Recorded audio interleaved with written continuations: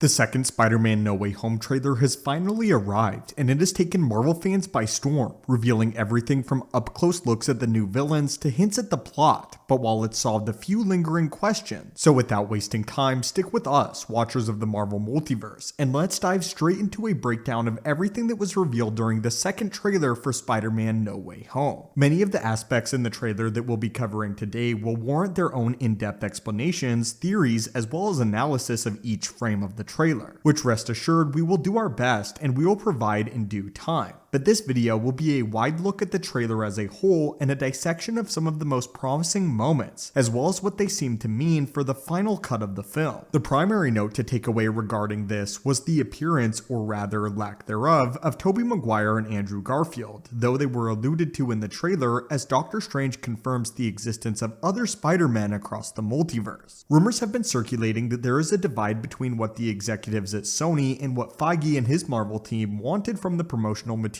to the point of allegedly creating up to 5 cuts of the trailer. Marvel remains adamant that Tobey Maguire and Andrew Garfield should not appear in the promotional material according to these rumors, while Sony was either unsure or actually advocated for their appearance, and it appears as if Marvel has gotten their way. However, there is evidence that once again suggests that they may have been edited out of the footage that we are being shown in this main trailer. The first piece of evidence comes in the money shot where Sandman, Electro, and the Lizard all face off against Tom Holland's Spider-Man. In this shot, all of these members seem to be in complete disarray, not focusing on the same target and attacking in separate directions. Upon looking closer at the Lizard in particular, we can see that he appears to be kicked by a mysterious invisible force, which is almost certainly one of the other Spider-Men that has been digitally removed from this shot. Leaked set photos and behind the scenes from several weeks back seem to show the 3 actors in a very similar setting to this scene. And though these photos have been subject to incredible scrutiny and have not been authenticated as of yet, the trailer footage seems to lend evidence to the fact that they are in fact legitimate. And we would venture a guess here that it's 99% sure that these images are in fact real. It is currently unknown how much footage has been tampered with, but this is the first sign that the 3 Spider-Men will most likely be joining forces in this scene to combat what exists of the Sinister Six. What's also interesting to note, however, is that Doc Ock and the Green Goblin both seem to be absent, implying that they were also edited out for plot-related reasons, or they are simply not involved for one reason or another. With the unification of these 3 villains, as well as the apparent unity of all 3 Spider-Men, this scene seems to take place rather late in the film, leaving us to wonder why the 2 most widely respected and anticipated antagonists are not present. One of the premier surprises of the trailer was how cordially with which Tom Holland's Spider-Man and Doc Ock interact with one another. And while many have theorized that Doc Ock will not in fact be the villain in this entry, it seems as if his turn to the good side may take place far sooner than we previously were led to believe. And this could explain away the character's absence. We know that Doc Ock's tentacles are responsible for impairing his mental state and effectively mind controlling him by hijacking his desires and replacing them with that of their own. Though while many have wished for this effect to be nullified in order to allow Ock to return to the light, it seems as though this event will not be a climactic ending to Ock's story, but instead just another stop of his character arc throughout the course of No Way Home. If the film plans to return Ock to his proper place on the Raimi timeline, then it is unlikely that his arms will release their grip on his mind in order to allow him to carry out the remainder of his character arc from the Raimi era. But more on that in just a minute. Before this apparent turn to the dark side, however, we get to see combat encounters between Doc Ock and Tom Holland, where this is confirmed that his arms will be enhanced with nanotechnology reminiscent both of that of Tony Stark and his final 2 Iron Man suits, as well as the Iron Spider suit, which reassembles itself to protect Peter after significant portions of it have either been absorbed or possibly destroyed by Doc Ock or the Green Goblin. Similarly to how Tony reallocated nanoparticles on his fight against Thanos on Titan. While it is currently unknown how Doc Ock managed a mastery of this nanotechnology, many theories revolve around either the Tony Stark of his universe playing a hand in the creation of his tentacles, or simply the fact that Dr. Otto Octavius is a master astrophysicist and has the mental wherewithal to solve the technology of his own merit. It seems more likely that Octavius solving the science behind Tony Stark's nanotechnology will play a part in showing his intelligence and his ability to match Peter Parker on an intellectual level. Circling back to the theory that the villains will be returned to their proper proper timelines in their new home dimensions comes from one particular line that stands out the most prominently in the trailer, which is when Doctor Strange states that each of these aforementioned villains is destined to die fighting Spider-Man, outright confirming that these are in fact the same iterations of the villains that we've come to know and love for the past 2 decades. And it is implied that they were pulled into the multiverse at some point during the events of the previous Spider-Man entries, and that these villains do not actually originate from universes where they managed to kill their respective Peter Parkers, as was a previous prominent theory. Doc Ock even says in the trailer to Tom Holland's Spider-Man, "You're not Peter," obviously as he is familiar with Tobey Maguire's Spider-Man, and is the exact iteration of the character, and not another one from a differing universe and reality. Therefore, it stands to reason that they will most likely be returned to the exact points in the time when they originally died within their home universes, and No Way Home will effectively take place concurrently with the rest of the previous Spider-Man movies from both of Sony's prior franchises,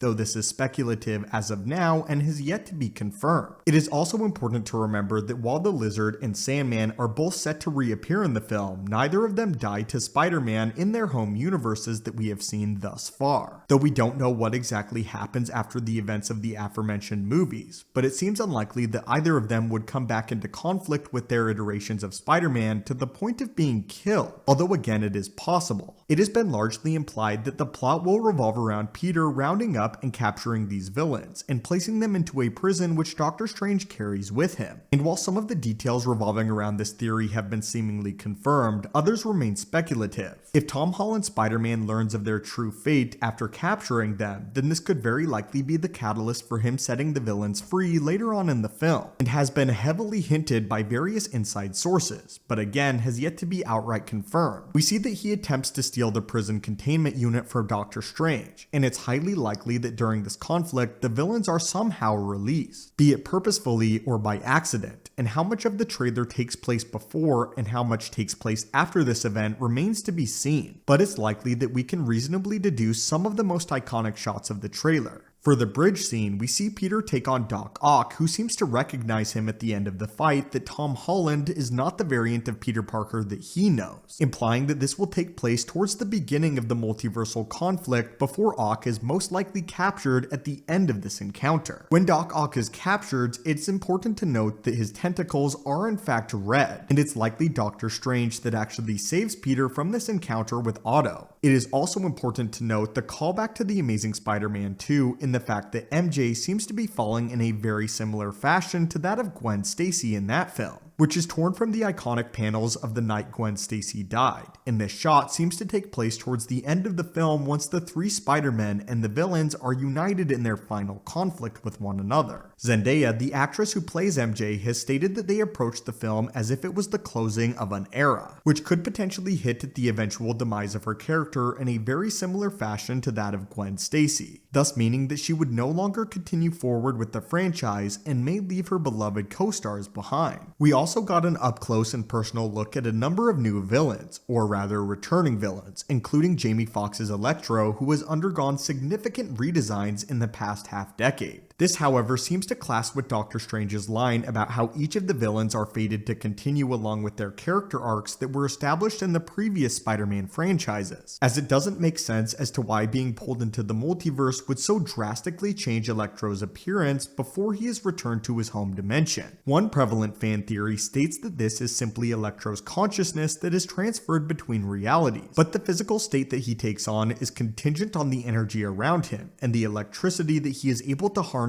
in the creation of a physical body, which would be an interesting take on the character. And since the energy is different between the two realities, this is why he's yellow in this movie. Arguably the money shot of the trailer, alongside the shot of Tom Holland taking on 3 of the principal villains of course, is when the sky around them seems to crack and streak an amethyst purple, which is highly reminiscent of both the space between realities as inhabited by the Watcher and What If, as well as the multiversal art design showcased in 2018's Spider-Man Into the Spider-Verse. And Doctor Strange hints that something or someone is coming that he cannot stop. So who could this be? There are a few prevailing theories as to who this might actually be. The first is that this is the other 2 Spider-Men, which does not make much sense, seeing as Doctor Strange seemingly has no reason to fear the arrival of 2 more Spider-Men. However, If there is a cosmic paradox caused by having 3 of the same individuals in one space for a prolonged period of time, then this could be cause for concern, and could easily be explained away by multiverse jargon delivered by either Strange or another experienced multiversal savant. The predominant theory is that this rupture in the multiverse entails the first arrival of the First Kings, who are the famed interdimensional conquerors who have been teased since the finale of Loki Season 1. We know that the arrival of various multiversal kings is inevitable,